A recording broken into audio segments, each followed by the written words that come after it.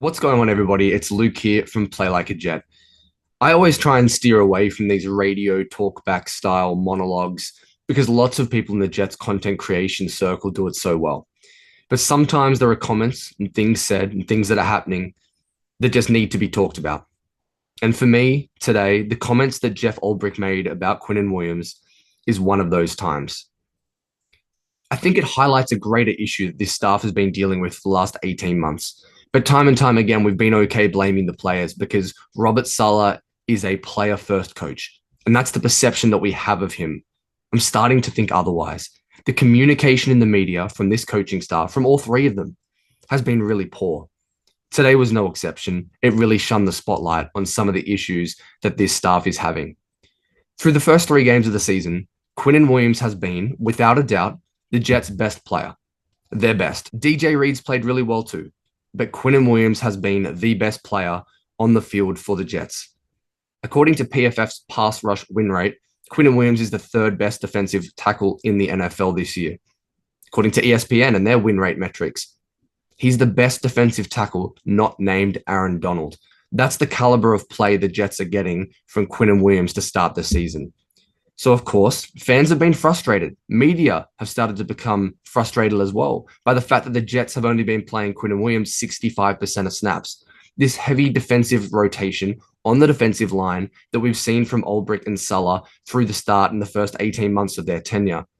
So today, when Ulbrich's asked about it, he has an opportunity to take accountability, to brush off the question, to kind of skirt around it. He doesn't do either of those things. He kind of lays the blame on Quinnen Williams. Remember, the Jets' best player. He says that when Quinnen's on the field and sometimes he comes to the sideline, he's over there looking really gassed. He's got nothing left. He's pretty much calling out his fitness, his ability to play snaps. Quinnen Williams dominates every time he's on the football field. Ulbrich had an opportunity to rectify this, to take accountability, and he did no such thing. It was extremely disappointing. If I'm Quinnen Williams right now, I'm disappointed. I'm upset. I was already frustrated at the game planning and yelling at my coach on Sunday. Now they're calling me out for my fitness levels and not being able to play more than 65% of snaps when I'm the football team's best player. That's how you get players asking for a trade. That's how you lose a locker room. That's how you lose a defense. These are major issues, and Ulbrich has made a major mistake. But I think it's representative of the issues we've seen from this staff across the last 18 months. I'll say it again. I know people think Mims can't play football. I'll admit, Mims has been really bad for the last 2 years. He's made mistakes, penalties, he's running the wrong routes. There's been a load of issues. His rookie season, he was really good.